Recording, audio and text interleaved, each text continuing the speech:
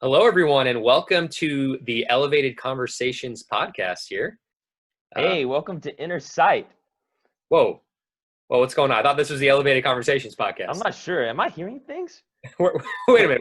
Who are you? What's going on here? Wait, whoa, is this Colby? Wyatt, I was trying to host my podcast, Elevated Conversations. What's going on? You're hosting your podcast This is too? so weird. I just hit the on air button and I was hosting my podcast and now I have another podcaster just right here with me. This is odd. Well, I guess we could just host our podcast at the same time. I guess we have to. Well, hey everyone, this is my good friend Wyatt Morgano. He is a co-podcaster. Thank you for for entertaining our jokes there. We're both a little cheesy. We both have podcasts. I have the Elevated Conversations podcast. He has the Inner Sight podcast, and we thought it'd be cool to do like a double podcast. So that's what's going to happen today. We don't really know how it's going to go, but we're just gonna try it out and see how it works. Thanks, man. I appreciate this. Yeah, man. So yeah, why don't we just start with kind of introductions? See what's going on.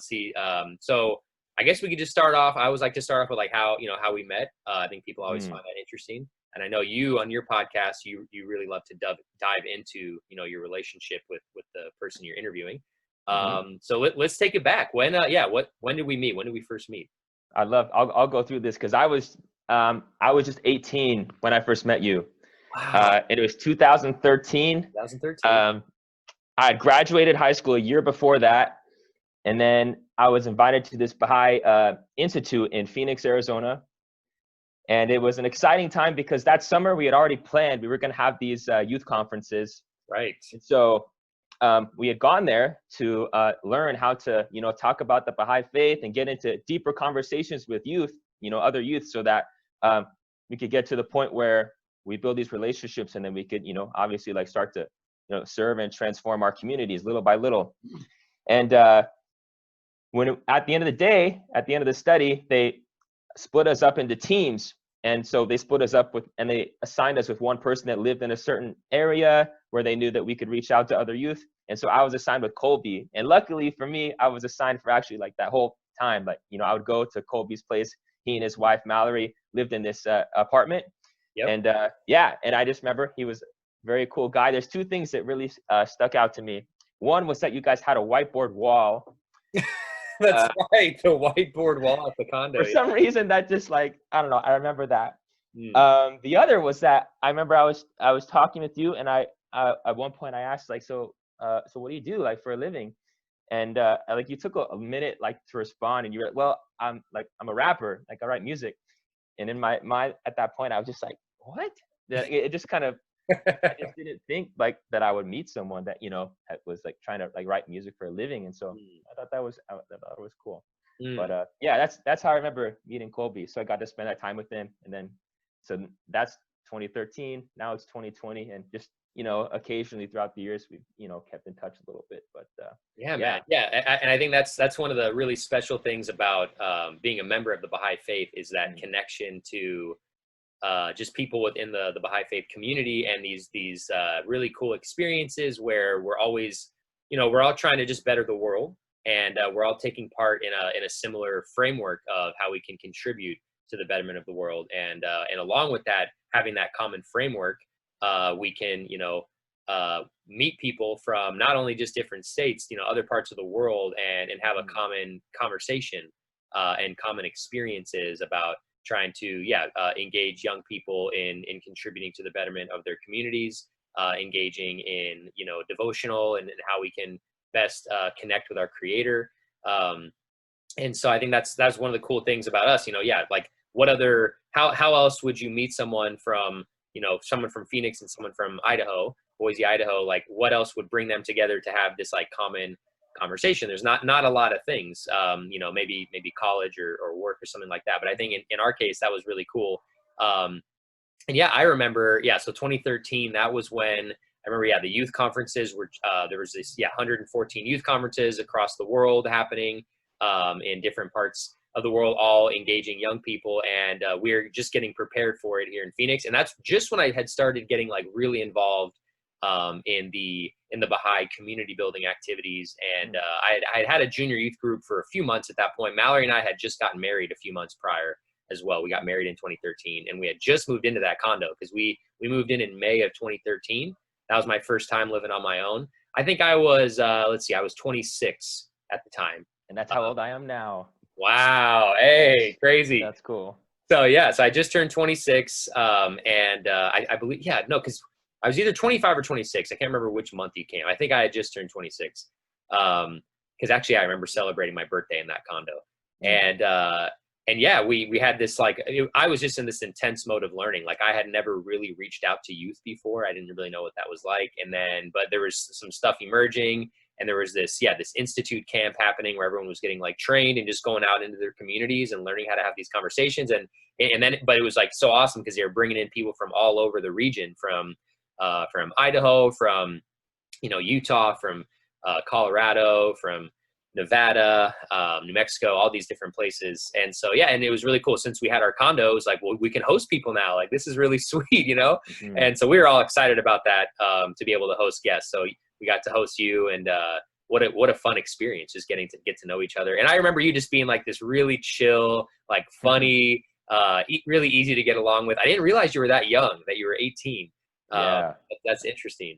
I thought you were maybe like early 20s or something. So, but yeah, I just remember us being able to study together and serve together every day and having lots of conversations in the car. And it's just like, it's such an awesome bonding experience. And then, yeah, so then after that, our friendship was mainly digital, once you went back, although occasionally there'd be gatherings that would occur where people would be invited from different parts. That's right. I did see you a couple of times in person. Yeah, we get to catch up. And then I remember we came up to Caldwell, and we did, yes. We had our little music tour, me and Jose Maria and Bill, excuse me. We came up and we performed some music up there. And that was actually probably one of my favorite concerts. You guys really brought a lot of, people out, and the community really came out for that. Yeah. That was probably the most communal feeling concert. It was outdoors.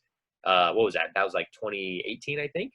Yeah. And and looking back to that, I've had these experiences several times in my life, just thinking about how everything seems to be connected and you don't really know yet, like why certain things are happening.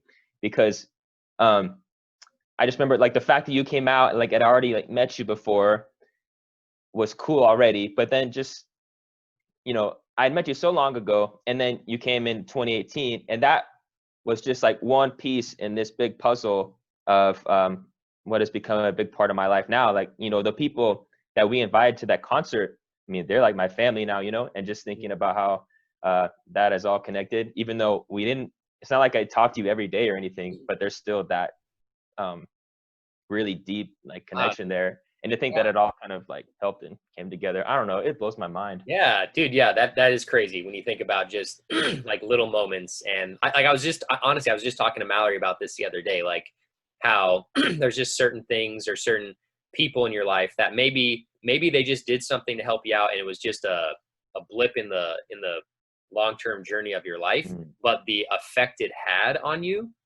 Like I was just telling Mallory this, like, so for me, just to get like, personal, like I was born into a Baha'i family. Obviously I'm sure most young people, their parents have some type of either religious tradition or some type of like philosophy of the world, whether it's a religion or just a particular view that you kind of inherit, when you're young. Obviously we get most of our education from our parents, outside of school. And so for me, I was born into a Baha'i family, but I never really connected with the community. I always connected with the principles and the teachings, and the person of Baha'u'llah, like as a messenger of God. Like I always connected with all of that, but I never really connected with the community. And because of that, I kind of, was on the fringes and, wasn't really an active practicing member. And when I met Mallory, she was like one of the first people ever that really loved having spiritual conversations. She liked talking about, well, what happens when we die, and what, do you believe in God, and what religion are you, and all this kind of stuff. Whereas a lot of my other friends before that was weird to like talk about that. You only talked about that with your family, or like you didn't talk about that with your friends really. And so Mallory was one of the first people to start talking to me about that. And then because of that, we started having these spiritual conversations. And she was born into an Episcopalian home. And then in college, she got to know like an evangelical Christian who did like, outreach on the campus called Campus Crusaders. So she kind of got to know that a little bit, and really deepen her relationship with Jesus as a messenger of God. And but yeah, so she already had that foundation. So we just started having these really rich conversations.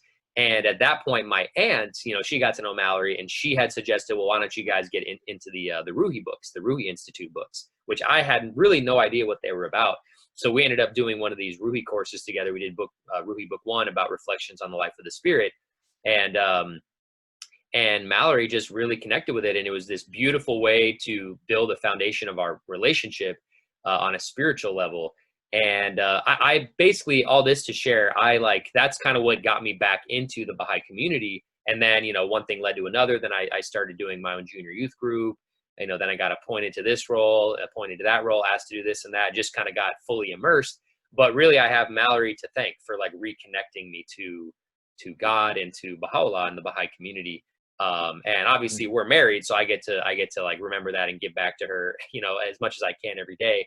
But there's plenty of people where, yeah, like my aunt, for example, had she not suggested, well, why don't you guys do this course? My life trajectory could have been vastly different. Taking that course with Mallory changed the outcome of my life, the trajectory of it. So yeah, it is crazy to think about like all these moments we're either conscious of or not conscious of that have a huge impact on where our life heads, like one, and it's like thinking of driving a car, one turn or even just one little, adjustment can, like, if you think of it the long term, one like degree here has huge implications down the line. So I think it's good to really reflect on those things and try to be as conscious as possible. But I'm sure once we pass from this life, we'll become more aware of, oh my gosh, here's all the ways I was affected and all the ways I affected others, and probably in the positive and negative, but hopefully more positive than negative in terms of, yeah.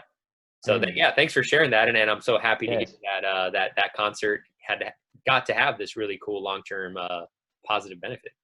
Yeah, absolutely, man. I have something else I want to share, but I feel like it's gonna fit better a little later in the podcast. So I'm gonna hold off on I see what you're doing. I see what you're doing, making sure the listeners stay on the line here. There's something good coming up. All right, well, hey, so I think we each had a few questions we wanted to ask each other. So for me, so you have this Inner Sight podcast. I know that you had reached out to me shortly after I started the Elevated Conversations podcast, and you're like, hey, I don't know the podcast. And like, I was just kind of learning as I went. And so that was really cool though, to see that you were able to actually do it. And now you're like 9, this will be, I think, your 10th episode, right? So that's really sweet. So I was really curious just to ask you, I think others out there who maybe are interested in podcasts or obviously if you're listening to this, you listen to podcasts. Maybe you've thought about doing a podcast. For you, what was it that inspired you to like want to even start your own podcast? Yeah, that's a really good question that I have some funny answers and some more deep answers. Well, it was right after the stay-at-home order started, and I was bored.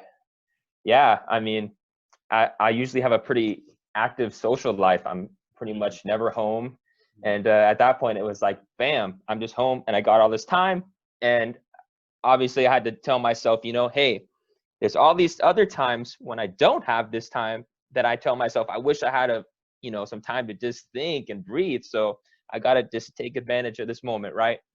But of course, there's part of me that's like, I'm used to visiting people all the time, having really good conversations.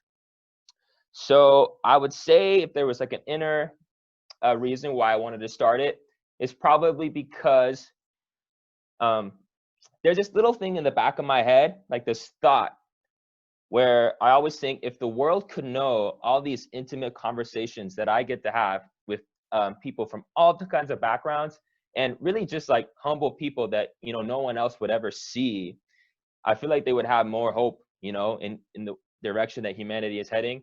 So I thought about it and I was like, well, that'd be cool if I could just basically do what I would do in person, but just put it on a media platform so people could hear it, so literally, the world could have access, whoever, and whoever watches it, if it's a small group or a big group, like it's adding to that positive presence, I guess you could say, in the media.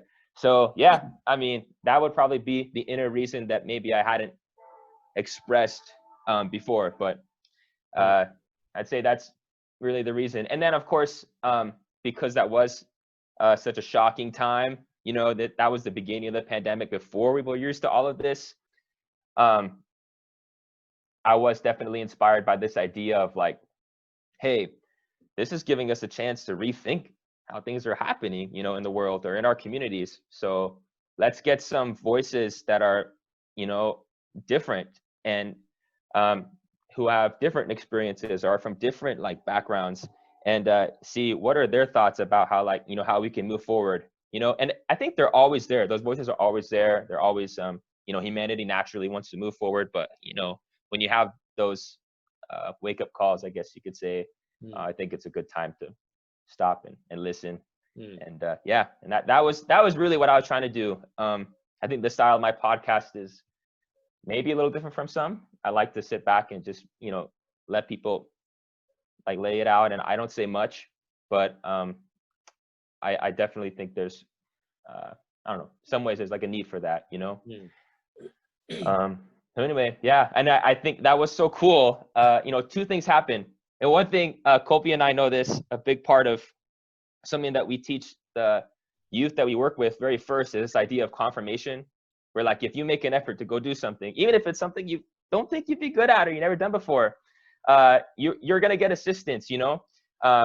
You know, it can, it's like either directly, you know, or indirectly, like, you know, from the creator, like he um, somehow can give you what you need to succeed, or he just basically shows you that you're doing the right thing. So like, right, I think I maybe had thought about it, but I listened to one of Colby's podcasts and I was like, man, first of all, I was like, first of all, this rapper's good that you that you would play, you know. It was Randy D. Don. Yeah. Oh, Randy D. Don, man. Yeah. He's And fire. then I kind of saw what you were doing. I like this idea that, you know, you basically, you were kind of using your platform to like lift someone else up. Like obviously it's an art in itself, but like you're using it to help this guy, you know, get his music out there. And I was like, that's like something I kind of like to do.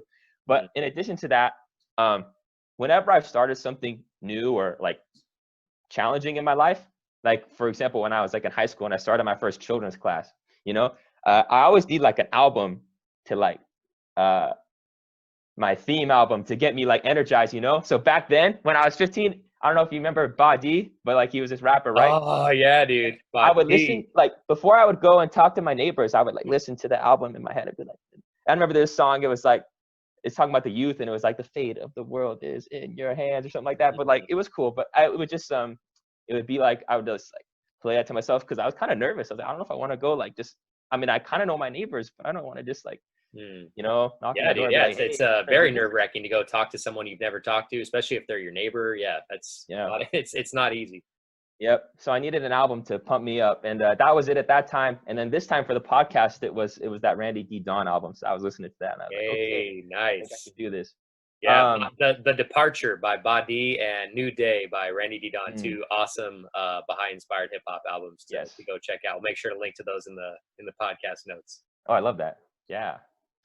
So, and then there was also the other confirmation was, I think right after I posted my first episode, another friend, and you know him, Farid from California, he Okay. messaged me too, and he was like, hey, I just saw this, I'm going to listen to it. And then he was like, he was telling me, you know, some good things, and he was like, hey, I can meet with you.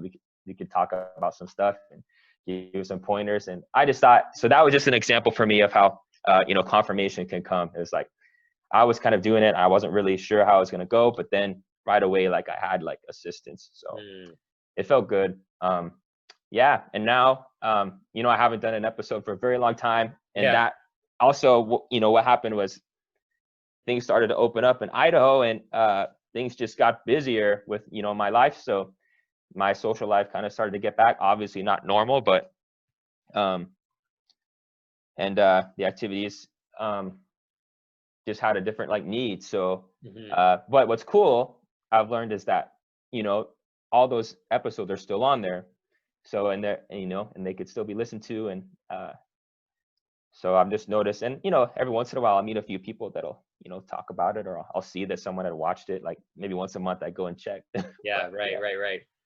That's dope, man. Thank you for. Oh man, I have so many ideas percolating in my mind. You know, as you're sharing, that was such an awesome expression. And I think, yeah, like one concept you shared that I think is really powerful is just, yeah, that you were bored and you needed something to do, which I think just shows the natural desire to create or the natural desire to be active and do something. And so I think that's where,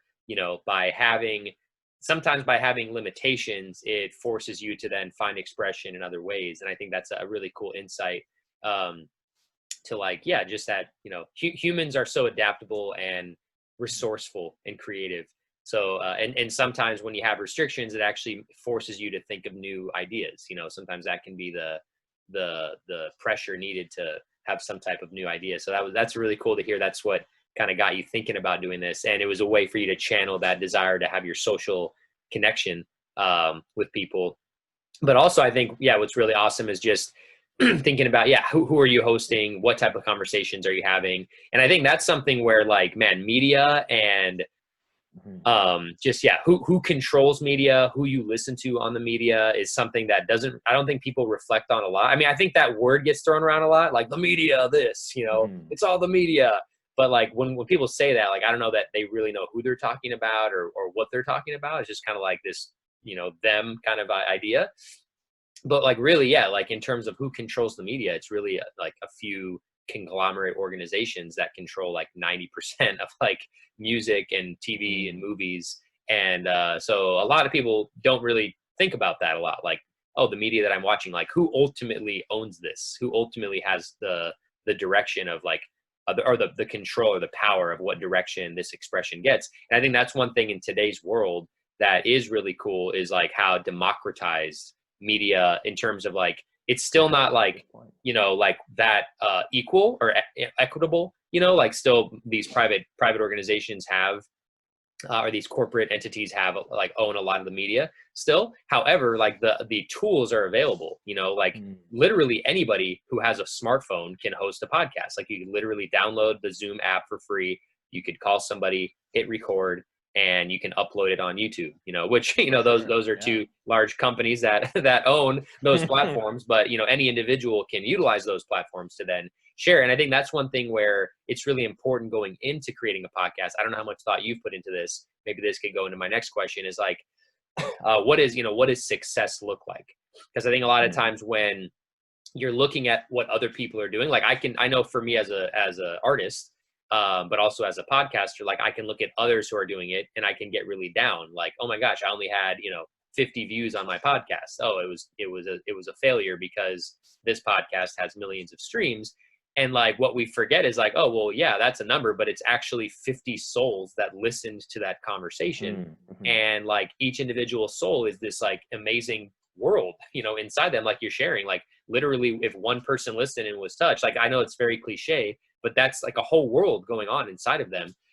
And so like, I think being like clear on that is important. For me, I'm not necessarily like, yeah, sure, if a lot of people listen, that's great. But I know, like, for me, my audience is mainly just people that like me as an artist, which is not a huge number, but it's in the hundreds. It's like it's a few hundred people. So this is a really cool platform for me to be able to just have people get to know me better, and also bring on people that I'm friends with, that like you said, I believe in what they're doing. And for me to kind of like use the little bit of kind of like base I built, and then share that and help and expose other people's awesome creativity that they're working on. And just but yeah, just remembering, like, those are individual souls that are listening to it. And then it is such a confirmation when you get that feedback, like, oh, I really like this episode or that episode. But I think it's important going into it, like, to think about that, rather than getting caught up in what you see in the big media. Because like the money and the tools that are there are much greater, but we have the tools at our fingertips, or a lot of people have it at their fingertips, to create something like this. It's crazy that you bring that up, man. I have a response. Please. You ready for okay. Yeah, so it's actually going to relate to something you just said at the beginning of that, and then I'll talk about kind of what I view as success. But yeah, I'm learning more, well, okay, I'm going to start this with one of my favorite sayings, which is actually from a song, but it's, the grass isn't greener on the other side, it's green where you water it. And I just remember it's the fire line. I like that. Yeah, I love it. But media is a lot more interactive and involved than oftentimes people use it. I mean, especially just, I think anywhere, but especially in this country, it tends to be more of a consumer thing, right? Like, there's this media that you can buy and use to entertain yourself. Mm-hmm.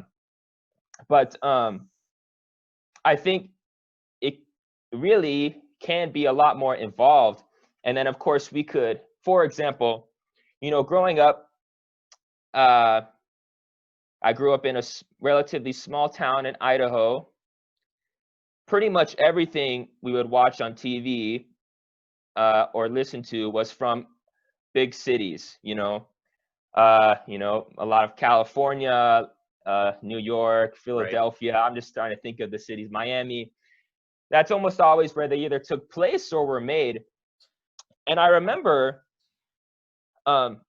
just the attitude that we would have about our town. Not everyone, but it was pretty pervasive. Like, this is that small town where there's not much to do. There's not much opportunity. And if you want to make something of yourself, you need to go out and be like these people.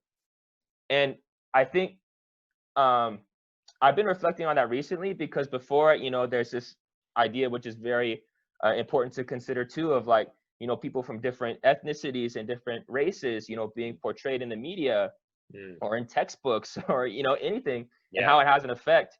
And I was reflecting on that recently, how that had an effect on me and my friends growing up. This idea that like, all these people that we would see being, successful, at least that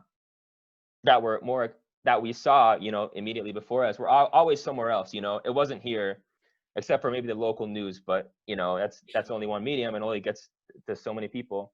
Right. And not too many people are looking at that and going, man, I want to be that newscaster. Like, there's a few, right.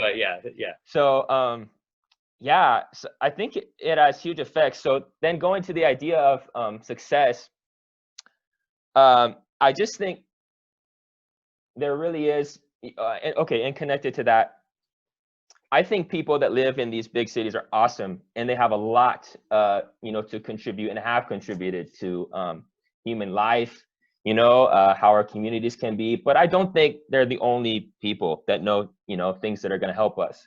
I think there's people in, small towns. I think there's people in, reservations, African-American communities, newly arrived immigrant communities that have a quite significant amount of really, really helpful stuff that if we were to, bring it all together slowly but surely, we would have something that humanity has never seen before, and in a good way. Yeah. And what may surprise people, I don't know, is that where I live is actually quite diverse. I mean, the whole state, you got so much, obviously, the people that were here long before many of us, the, indigenous people that live here. You've got this rural Idaho, you have many immigrant communities that have moved here long ago and that continue to move here. And it's a really wonderful place. And I feel like even just within our area, if you could have these different perspectives and different teachings, if you will, like shared, then we would all benefit collectively, because everyone it's not just about what we experience as part of it, but also like, our ancestors all taught us like different things. Right. So really for me, success, like on this podcast, was getting those people's stories connected. So like, for example, like my who I was referring to as my family, like, my little brothers that I have, right here in Caldwell, that we have like this group, right? I really wanted them to get to hear these other people's perspectives that I know personally, but they had never had a chance to meet, Right.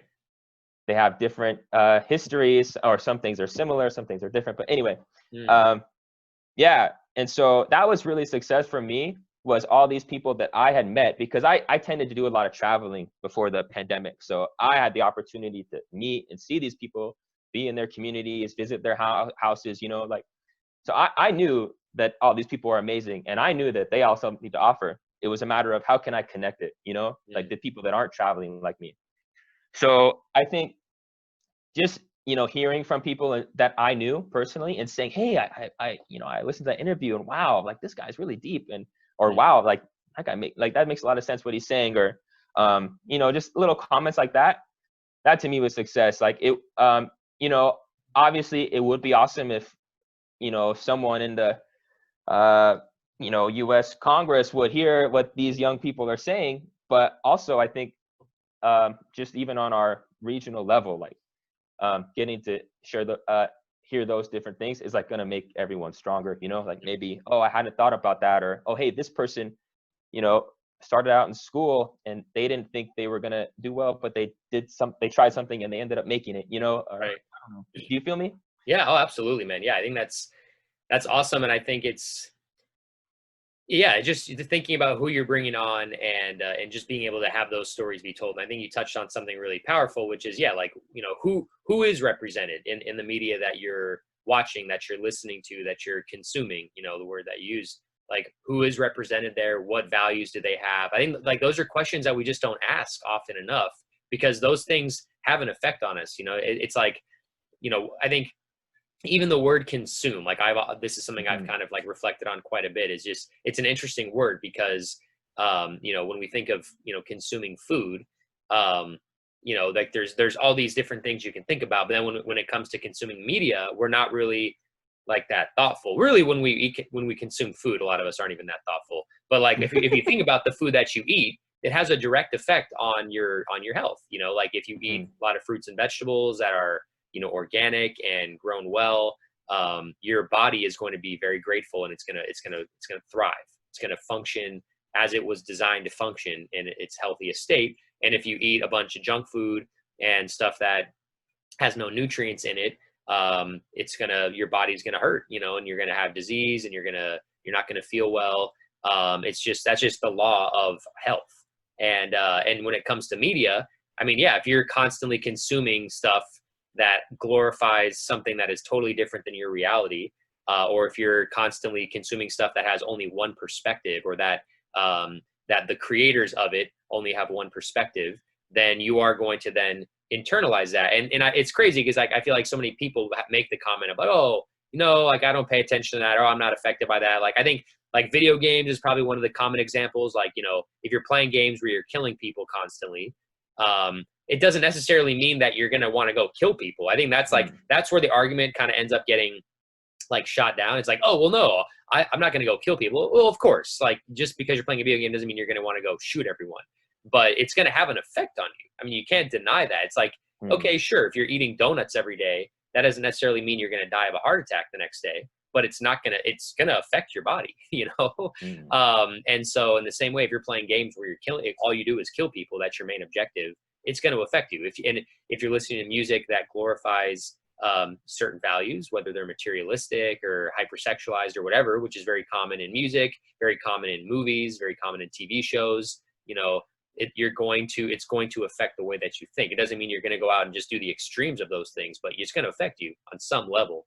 So I think that's such a beautiful thing that you're trying to be conscious of that, and then provide a platform for just, yeah, like, you know, humble people that are, because every single person has such a story. You know, everyone has such a deep story within their soul and their experiences. So I think that's a really cool objective, which it leads me to another question I really wanted to pick your brain. And maybe I know you have some questions you want to throw my way. Yeah. So your podcast is called Inner Sight. I love your logo too. It's like so simple, but like a lot of symbolism in it. So maybe just tell us a little bit about like, why did you, because naming your podcast, I know for me, like it was like a big thing, a big step. It gives you a lot of creative direction. Yeah. It kind of gives you purpose. So why is your podcast called Inner Sight? And what have you kind of learned about, you know, Inner Sight through hosting these episodes? Yeah. It's funny because I thought about that, and then I feel like the very first interview that was the least planned out of all of them somehow hit it like right on the nose. But it was about this idea, you know, I hear a lot, either very explicitly or just implicitly in what people say. You know, if you go and ask someone, you know, how could the world be better? Or, you know, what could you do? You know, like, what would you like to do? Or they kind of think about it and they're like, yeah, you know, I could see how this could be better.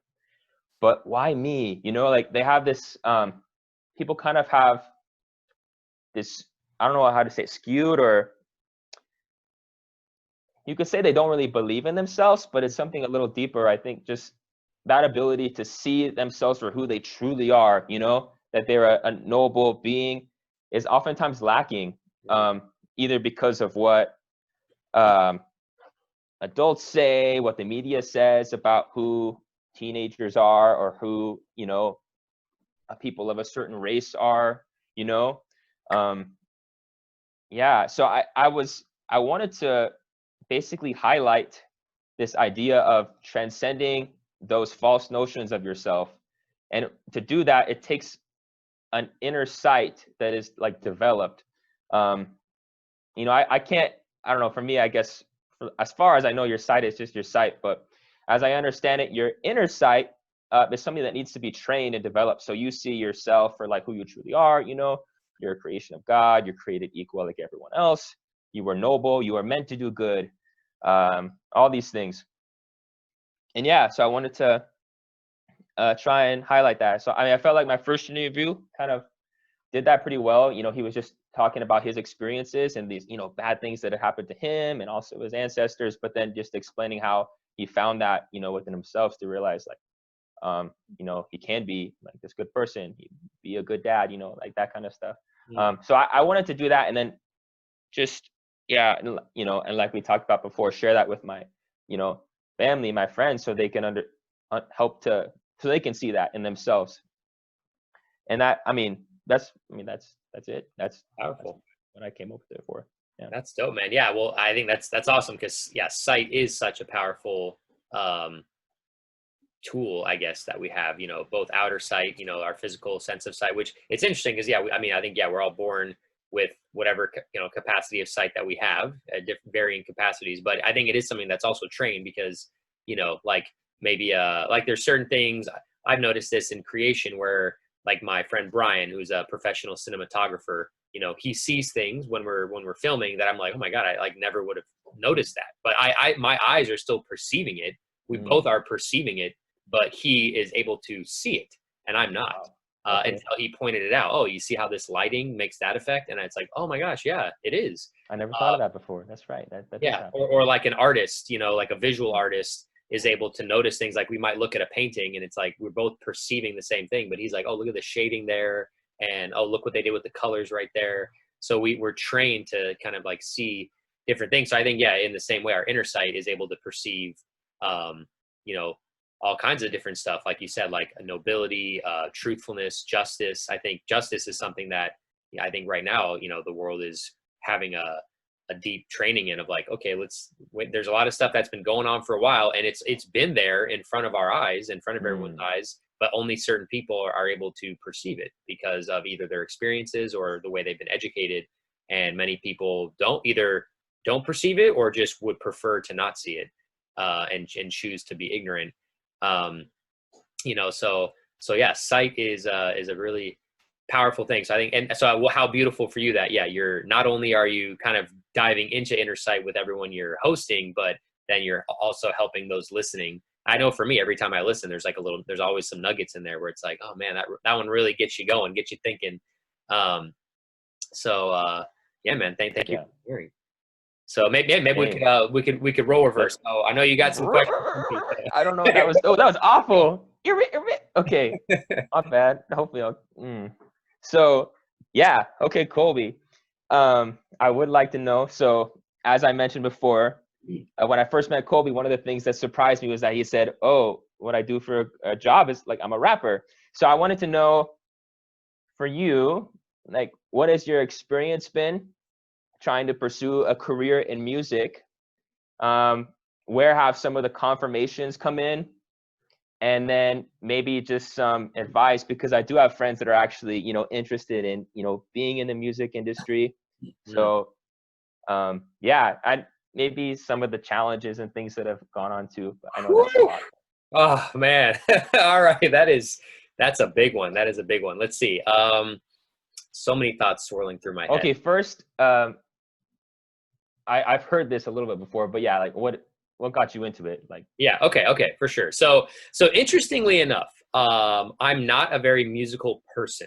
Okay. I'm not actually gifted musically. And funny enough, I actually just took so, I just started this year, my first year as a teacher. I know you're also teaching as well. Yeah. So we got that in common too. Um, but yeah, we took an assessment like about our learning style, and this assessment, it was like, yeah, like it's interpersonal, intrapersonal, nature, active, and then one of them was musical. Musical was actually my last. It was my last learning style, and it Okay. was interesting because I was thinking about that, and because people will call me a musician sometimes, and it's fascinating because like what I'm strong at is my ability to connect with people and my ability to express myself, communicate. Mm. Those are my talents, and to think deeply about things. And then but I love listening to music, but not so much because of the music. Like I'm not someone that my ear, thinking of like, the capacity of our ear, I'm not able to listen to music and be like, oh my God, look, listen to all those sounds and listen to what he's doing on the piano right there. Like I can appreciate it, and I have like just the general love of like good sounding music, but I'm not that well trained in it. And I just naturally, I don't like hear it that well. But what I do really love is when someone has something deep to say and communicate in a message that hits me in the soul, Mm. which is why I think hip hop I really gravitated towards, because out of all genres of music that, are kind of like widely listened to, rap is the one where you get the most, you can say the most, you get the most lyrics, per song. You can Mm. express the True. most True. in a rap song versus any other song in terms of how much you can say. And so I think it lends itself to really like deep storytelling and deep messages. Um, so and of course, but it also has that really cool, amazing sound to it. So I think that's part of it for sure. Was I just loved listening to rap and hip hop when I was young, on a variety of different themes and topics. And then starting my like early 20s is when I started having like thinking a lot more deeply about the world and my place in it. I guess tapping into my inner sight a little bit more, and really came to this conclusion of like, what is success for a human being? And I remember having this epiphany of like, it's not how much money I make. It's not about success, Mm. like, worldly success and fame. And I just redefined it was like, it's about how the impact I have on others, the breadth and the depth of the impact I have on other human beings. And so I was kind of going through that. And so literally one day I woke up one morning, I was just like, I want to write a rap, I don't know why I did it. Honestly, I just woke up and I just was feeling inspired to do it. And so I started writing, and that's when I wrote the lyrics for Change the World. And I went out and I bought like a microphone at, like Radio Shack. It's like a terrible mic. How Like old were you at this point? I think I was 22, Okay. 22, 23, something like that. And yeah, and I remember I recorded it. I like downloaded, I like illegally downloaded some program to make a beat on it, made a beat on Okay. it, recorded it on my terrible microphone. And Uh-huh. I thought it sounded cool. I was in my room at my parents' house, and then I brought it to work. I shared it with a few people, and they just laughed. They thought it was like, they knew it sounded terrible because it did. But I did receive some encouragement. A couple of them were like, "Yo, like your flow's pretty good," and you're like, "Hey, your lyrics are pretty good. Like that, those are some nice lyrics." Mm. Um, so that was kind of the end of that for a while. I just kind of sat on that song, those lyrics I'd written, and then it wasn't until I traveled to Cameroon, which just again crazy thinking of like the experiences and how the long term trajectory. I had gone to Cameroon, not anything music related, but my wife Mallory and I. We had just started dating, and we were kind of thinking about our summer plans. Like we were both in college at the time, and we were both really into service and volunteerism. We were doing AmeriCorps as well, and Hmm. it was ending in I think June or July. And so we were thinking about what should we do for our summer plans, and in this one course I was taking online for college, there was this gentleman, Franklin, Ngolam Franklin, who lived in Cameroon, and he had this nonprofit organization called the Greens, and they did environmental work. And we just were talking, and he's like, I just threw it out there. I was like, hey, could we come visit you and volunteer with you guys? And he thought it was great. So we ended up going out there. And when I was out there is when I met Awu, who was strumming his guitar. And I was like, dude, this guy's voice is like, it was magical. Like I was His captivated. name is Awu. Yeah, Whole Awu. time I've been saying Awu. Yeah, he goes by both. It's actually pronounced Awunganye is his full name. Okay. But yeah, he goes by Awu Sing Song now. I met him as Awu, so I kind of just got that in my head to call him Awu. But Yeah. Okay, so you met him. So yeah, we met, and he was just, yeah, I was just strumming his guitar, and yeah, he was singing this song, and I was just blown away. Like I was kind of like entranced by him and his voice. So I ended up sharing my lyrics with Ingalam, and I was like, hey man, like I don't know if you think like Awu or Awu, I call him, would be interested in collaborating on a song, but like I had some lyrics I wrote, and I just think his voice would like do really well with it. And yeah, Ingalam just he taught me something there. He was like, what? He's like, you're a rapper, you make music, like you didn't tell me about this. He's like, he's like, change of plans, like we're not doing this, that, and the other. We are getting you two together. You guys are gonna make a song. So he was so Hmm. encouraging, and I'm not really like I struggle sometimes with confidence on certain things, and I really benefit when people encourage me. So he just encouraged me like so much. And so he got Nice. us together. I got to show Awu my lyrics, and he was like, okay, I like these. And so he just started strumming his guitar, and then he just let out that I can, you can, we can change the world. And I was like, Uh, hey! So I was blown away, and I was like, oh my god, it's happening! Like my song is like turning into something. And yeah, so mm, he then Ingala, man, he was so encouraging. He's like, all right, we got to get you guys in the studio. Like, let's get this thing recorded. For him, he had a vision for it. And so we ended up in the studio. My first time, it was Awu's first time in the studio as well. And we recorded this song. And yeah, it was like I just got to go from like A to Z, like song idea to a final MP3, product nice. of a song that I could share. And I think that showed me something. And then, I got so much encouragement when I went to the studio. Dobie, he was this like really like imposing, like big producer. I was all Mm. afraid at first. And after I spit my verse, he's like, you're a rapper. He's like, yeah, you can rap. I was like, oh, I can. Okay. Like, again, I was That like not very helps. confident in myself, and I was getting all this encouragement. Um, and those things, really stuck with me. It's like those things were like little seeds they planted in my soul of like, yeah, you can do this. So when I got back, it was mainly just Awu was my main collaborator. So him and I kind of ended up making a few more songs. And then, we each kind of had our own creative direction. So at that point, we kind of went our own way. And then it was like, all right, how do I take it to the next level? Um, and I mean, yeah, just to share, I know I'm kind of going off here, but I had another Good. experience shortly after I put Change the World out, where like a couple comments were made, none of them like intending to be critical, but they had like a critical effect on my soul that was like, oh, people don't really view me as like a legit artist. Like I'm just, like this is just kind of like a fun little thing I'm doing. Like I'm not up there with like these are legit artists, but like Colby, Mm. he's not really a legit artist. That's kind of like what I took away from some of these comments. And that got me thinking like, okay, like how can I improve my craft so that I can be viewed as more of a legit artist. And so when I started to reflect, which I think that's an important thing, it's like I don't think it's good to be critical of other people, unless they're like asking for like feedback, like, hey, can you Hmm. help me with this? Otherwise, it's good to avoid that. And I need to remind myself that all the time. But when people are critical of us, I think we shouldn't get defensive. Like we should just try to take it in, be like, well, why are they being critical? Let me analyze it. And like Mm. developing that strength in your soul, and not just being like totally let down, but like, okay, where is the seed of truth here? And the seed of truth was like, oh man, yeah, like when I listen to the quality of my music, it is not as good as most music that's out there, which then led me to the realization again, like what you see, I started being able to see like, oh my gosh, like the quality of music of what we listen to, what most people listen to is they only listen to like really high quality music, at least in the United States. Like we just listen to the top artists who have amazing resources and amazing sound. So that's what our ear becomes Mm. conditioned to think of is quality. We're not used to listening to less than that. So when you hear something less than that, Mhm. you're immediately like, no, I can't listen to this.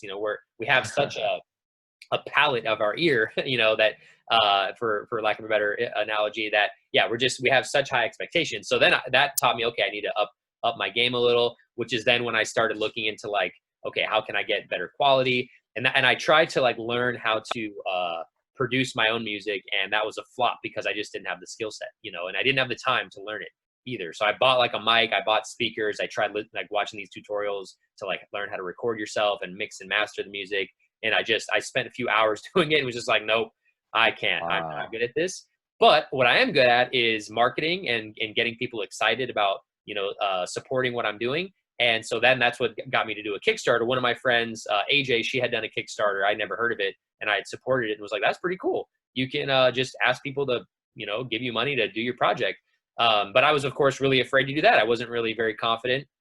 But once I kind of did some more research and got some more feedback, I was like, all right, let me try this. And then I got an overwhelming response, and that gave me the resources to then go to a professional studio, get it professionally mixed and mastered. And then Nabil from Nabil and Kareem, the kind of well-known Baha'i hip hop group, he was the mixing engineer, and he walked me through a lot, like how to find a good studio. He helped me get the right mix. So I got to go through that whole process. And so then, like, yeah, basically each project, each creation, there's like new things I'm learning.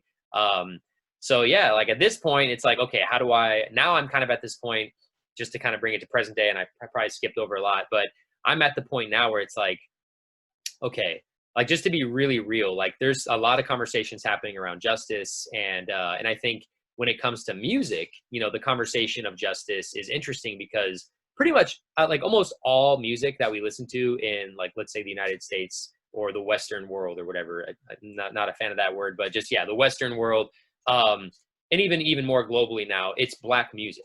It was created by the Black community, and then, other communities and cultures liked it and took it and did something different with it.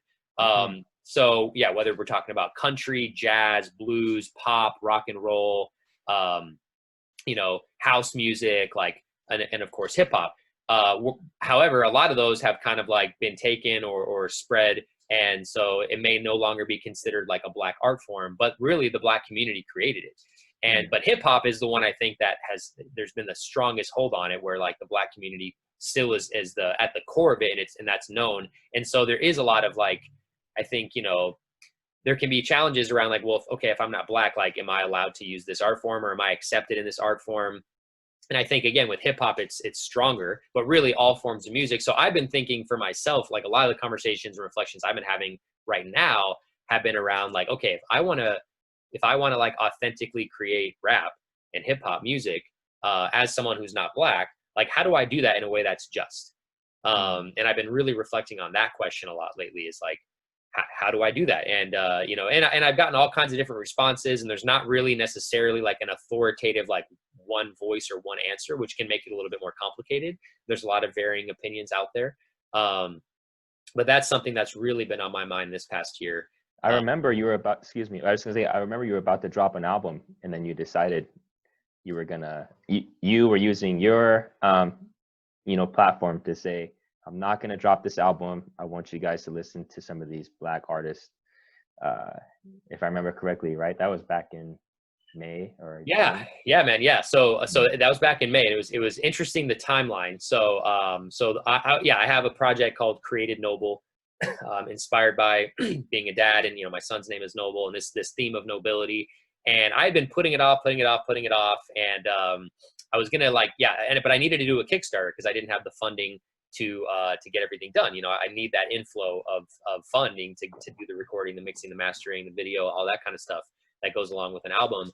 So I've been putting it off, and then I was gonna do the Kickstarter like in February, March, and then the pandemic hit, and it just didn't really feel right. It didn't feel like the right time. So I kind of put it off, and then I was like, all right, May, I'm gonna drop it in May. So I put out the campaign, and the day after I launched the campaign was the day that George Floyd was murdered in Minneapolis by the police. And of course it took a few days, for kind of like all these details to come out, but like very quickly the news came out of what happened. And I think, there's been this discourse since the inception of this country, about racial justice, but that really lit a spark, and the conversation just exploded, about racial justice around the country.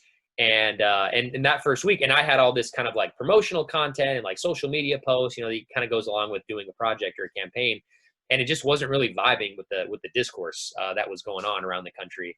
And I was trying to figure out, okay, can I pivot? Like, how do I do this? And there were some people that were vocal about, hey, like, this is not the time for you as a non-Black artist to be promoting a hip hop, your hip hop project. And it was like, dang, I've been waiting so long, and like, and I'm getting a lot of support on it. Like, it was difficult, but I just reflected deeply, and I was like, all right, what's the noble thing to do? Like, this project is about nobility. Like, is it noble for me just to say, come on, I'm just going to do my project, and I'll, just, go along, and not make any changes? And it's just like, no, like I can't, that's not the noble thing to do. Like, I can't make this project and do this. Like, I have to, like, right. Cause part of the conversation at that point was like, Black voices are not amplified enough. They're not, you know, like those perspectives, because it's like this is a conversation that's been happening, but not enough people are listening. And so sometimes by having your own platform, you're taking away space, you know, from others. Because if you just imagine a room, if everybody's talking at the same time, Yeah. nobody can really hear, you know, each other. So sometimes you have to quiet down in order for other voices to be heard. So that's what I decided was I was just going to quiet down, and part of that was, yeah, I just decided to postpone the Kickstarter, and then, you know, just really amplify Black voices that were talking, you know, that were talking about this important issue that needed to be heard.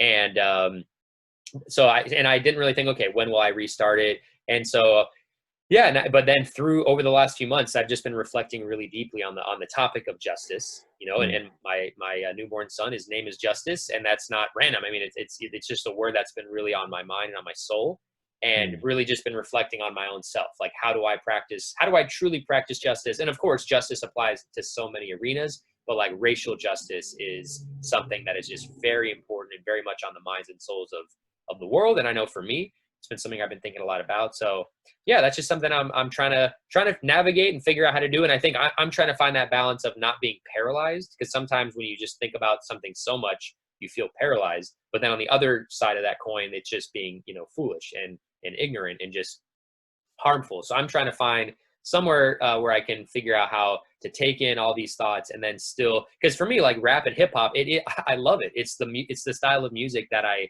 listen to almost exclusively. And it's just something that it's how I can express myself when I have something on my heart or I have a concept I'm digging. Like that's the first medium that I just want to express it in. So I really cherish it, but at the same time, I understand where it came from. And so I think that's one of the biggest insights I've had thinking of Inner Sight is like just acknowledging like who created this and honoring that, you know, and not acting like, oh, this is mine and I created it. It's like, no, the Black community gifted this to the world, you know, and that's why it's been able to grow. It's like such a powerful art form, but let's remember who created it, you know, and who gifted it and who really crafted it and made it what it is. So that's, I think, a big thing, but then even more than that, like, how can I even more materially give back? You know, what does that look like? That's beautiful. I'm currently reflecting on. Yeah. Sorry to go off on you. It's okay. A very loaded first question. You covered quite a bit. I thought, just to review a little bit, I just want to highlight a few things if I could.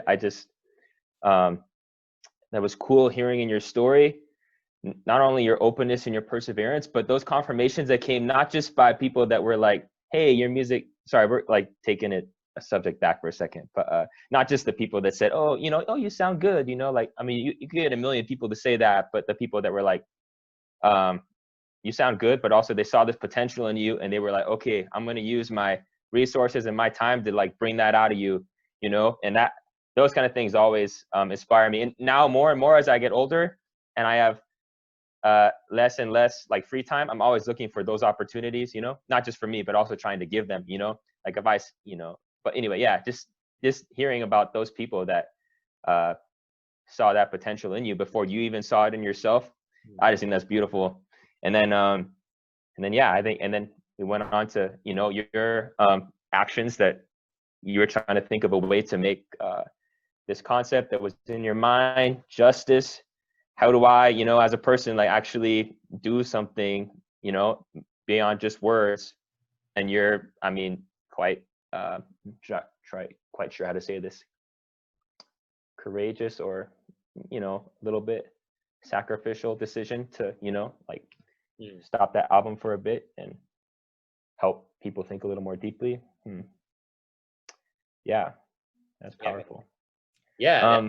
It was definitely a big decision, and I've really pondered like, yeah, when would it make sense to relaunch? Because I think as an artist too, like I've been reflecting recently about like just, you know, as someone who likes to create, there's only so much creativity I know I can hold in myself, and so there's like I have this album like in my soul that I just want to get out. You know, I want to share it, not only just to share with people and hopefully inspire people, but also because there's like lots of new ideas coming that I want to also give expression to.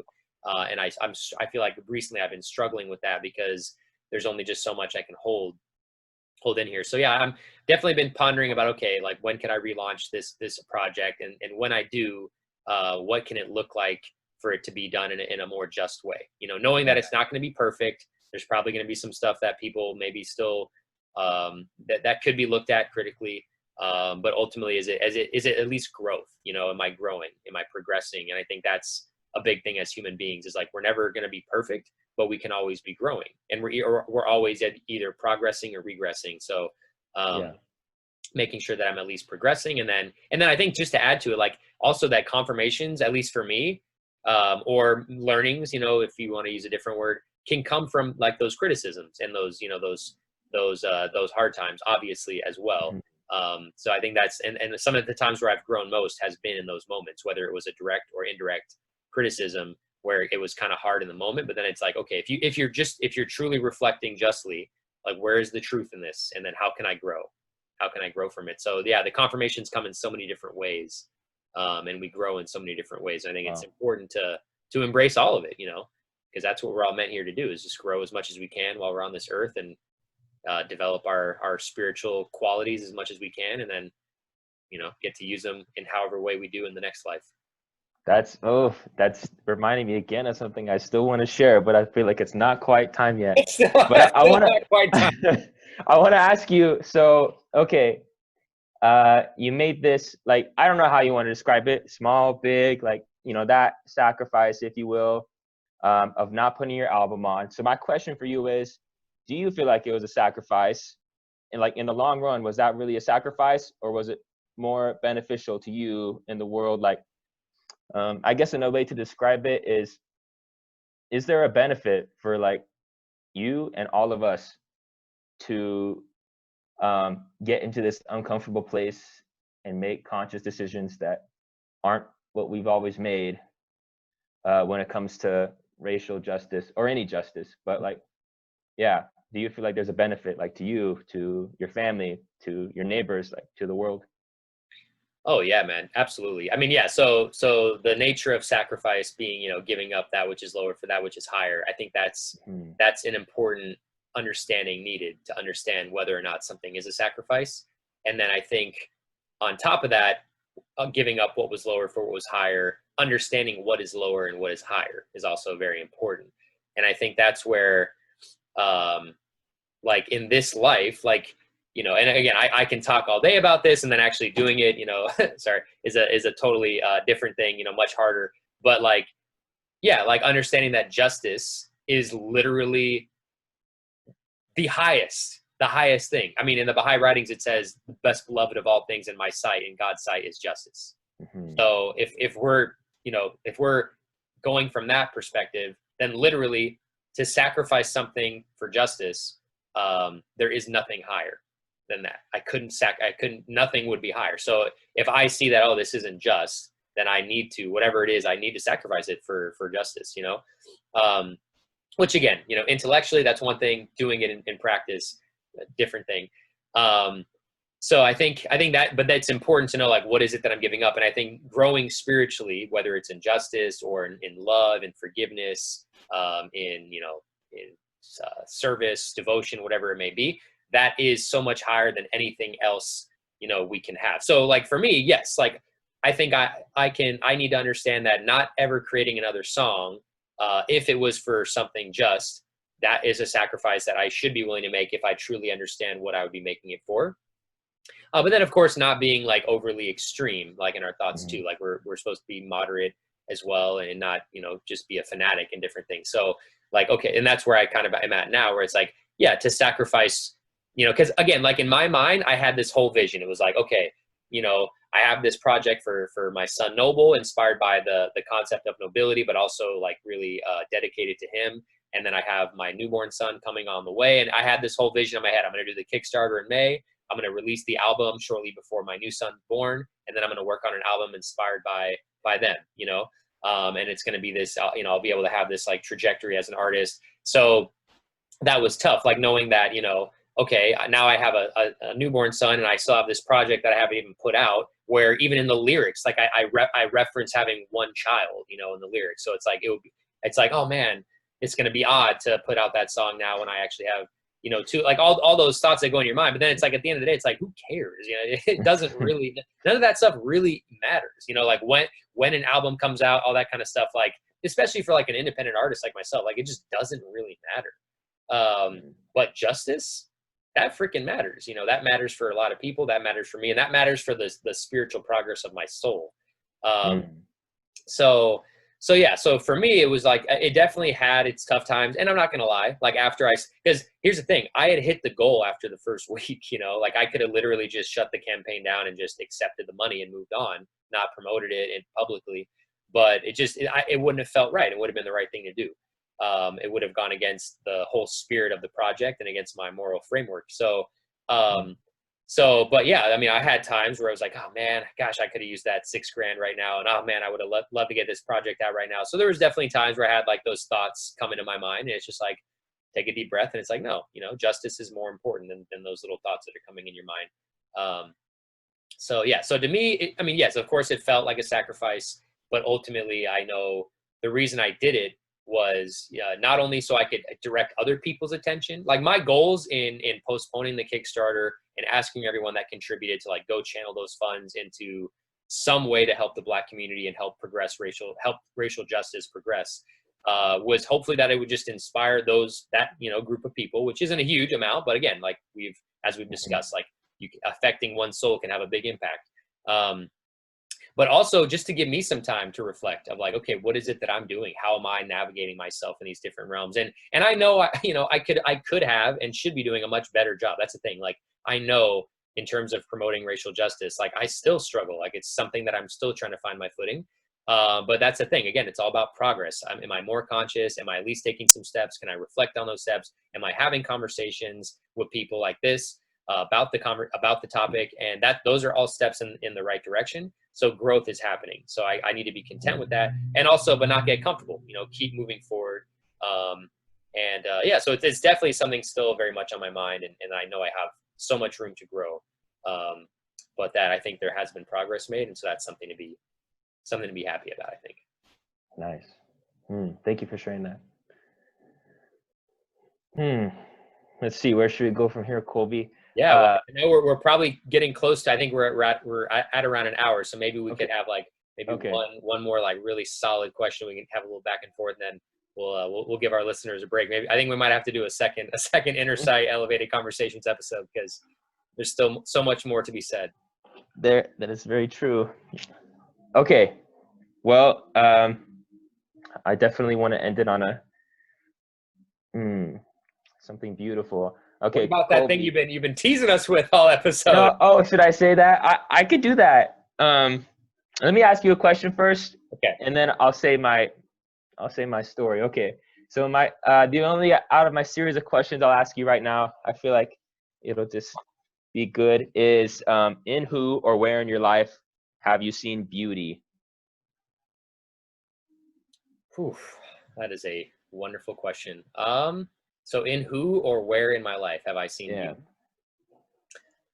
Well, so the first thing that came to my mind was my wife, Mallory. Not to be like cliche or cheesy, but she's someone that I spend the most time with her out of anyone on this planet. And she's very physically beautiful. It's interesting when it comes to like, relationships. I feel like physical beauty is like something that we're drawn to. Our outer sight sees that physical beauty, or our ear might hear something beautiful, and that's what I think generally attracts us at first. But then there's always so much more to it, so much more depth. And so for Mallory, I find her to be a very physically beautiful human being. But then she's also just, her soul is so beautiful in so many ways. And I think what I find most beautiful about her soul is like, first of all, she's an amazing mother, which is crazy because going into our relationship, that was not a thought on my mind. Like, I wonder what kind of mom this person would be. I don't know if that's something people think about. You probably should, but I don't think a lot of people do. I didn't think about it. But then when Noble was born, like, man, she is just such a caring and nurturing and just sweet, but also like really thoughtful, like just so many beautiful qualities that have been imparted on our children. And also she's so forgiving. Like, she is one of the most merciful, forgiving people I've ever met. And I'm not a very forgiving person. Like, it takes some time for me. I got to really like think about it and like process things. But for her, like, she's just ready to move on and get back to a positive, you know, dynamic and heal really quickly, which I find really beautiful. And I think on top of that, yeah, like just children. So, you know, my son Noble just turned 3. My son Justice just turned a month old, or, you know, 6 weeks. And there's just something so beautiful about kids, man. Like, just their, like Noble yesterday, we were just running around the house, dancing to music, and he was just like, we had this like little like, you know, train going where he was in the front and he'd just be like, do this, now do this, and he was just coming up with all these different moves, and then he'd turn around and see if I was doing it, and I was just like having a blast, man. It was so much fun, and it's just like, man, like this is the kind of stuff that like you just can't do with adults, you know, like adults would just think you're so weird if I was like, hey, Wyatt, go like this now, go like this, Yeah, you know, yeah, like, yeah, yeah. you know, but then like having that fun with it with your child, like just being just silly is just so much fun, and it's just so beautiful. Like, it makes your heart feel so happy when you can just let your inner child just come out and play, man. So I think that's another thing that I find really beautiful. And then I'll just share on that note. So we didn't even talk about this. I would love to bring you on, or, you know, go on yours for another episode to talk about what it's like to be a teacher right now, because this is my first year teaching, you know, in a pandemic. So we've been all virtual at my school, and it's been tough, dude. Like, especially considering like interpersonal is my biggest strength. So like being able to talk, connect with people, build those relationships. That's Yeah. what I thrive off of. And I've been able to do that with some students, but a lot of students, for them, it's difficult. You know, like they just want to have their camera off, their mic off, and not interact, and it's like it's just tough. And that in turn becomes really tough for me. So that's weighed on me a lot this year. You know, almost 2 quarters into the year. But we do have a few students, you know, on campus. Like if their internet doesn't work or something, and they just need that support. And so there's like 6 middle schoolers on campus right now, and one of them was in my class, and I was just like, dude, you haven't done any of the assignments. Like, what's going on? I know your internet works. I'm like, I'm coming over there during lunch. We're doing these assignments together. Like, we got to figure this out. And I just went over there and we did one of the assignments. And then I saw he had like 15 minutes left for lunch. And I was like, all right, I want to let you, you know, play. He's like, oh, do you want to come play with us? And I was like, yeah, what are you guys playing out there? So we went outside, and they were playing Sharks and Minnows, you know, it's like a little tag game. And it was just so much fun, dude. Like, I really had, like, that's something I've really been missing. And my soul after that game of Sharks and Minnows was just flying, because I just we were able to play, we were able to connect. And then like my interactions with those students, those specific students in class, like I felt it elevate, you know, the next couple of days, like because we had built that bond through play. So I just found that to be really beautiful as well. Like just how play and relationships do so much to like kind of like smooth out challenges in other ways. You know, like when there's that relationship there, the things that normally just grind you, like they're smoother, and you're just more joyful. You know, so those are some things I've seen beauty in recently. Nice. That's Thank you for asking that beautiful. question. What'd you say? It's beautiful. Beautiful. Yeah. You know. Thank you, man. Yeah. Hey. Well, I think we're gonna have to wait till podcast number 2. Oh no! If There's people waiting no this way it's gonna flow. Yeah, at least oh, you I can't. some type of cliffhanger. Like, what was it about? Well, okay. It was be about, in my opinion, the most beautiful idea, which is definitely the oneness of humanity. But it's a personal story that is connected. So episode two of Elevated Conversations Inner Sight mashup is going to be on the oneness of humanity. Yeah. All right, we'll get it scheduled soon. Well, thank you, Wyatt, so much for allowing me to come on your podcast, and for you to allowing. It just happened. Yeah, that was weird, dude. Yeah, we just signed, and then I guess the Zoom just really wanted our 2 podcasts to. Mm-hmm. We just bumped into each other here in the Zoom sphere. No, but all kidding aside, thank you too, Colby, for being on Inner Sight, and I'm glad we got this opportunity. So. Yeah, man, this is awesome. Keep doing your thing. I love listening in and just hearing the stories of these people you've been bringing on, these youth and people of all ages. I see you've had, you know, variety of people, and yeah, I know it's been a bit of a hiatus, and that is one of the challenges of doing your own podcast, is like finding the time and to carve out, to record it, to post it, and you know, all that kind of stuff. So I sometimes I do like a couple in a month, and other times it might be a few months in between. So I'm glad you're able to get one recorded, and hopefully it'll inspire you to get another one out soon. Hey. I know I'll be watching, and we'll make sure in the Elevated Conversations description, I'll make sure to leave the link to go check out Inner Sight so you can see the previous 9 episodes. And yeah, go follow my dude Wyatt. Hey, thanks, Colby. All right, take care. All right, you take care as well. Thanks everyone for listening in. Hope you have a wonderful day. Peace. Adios.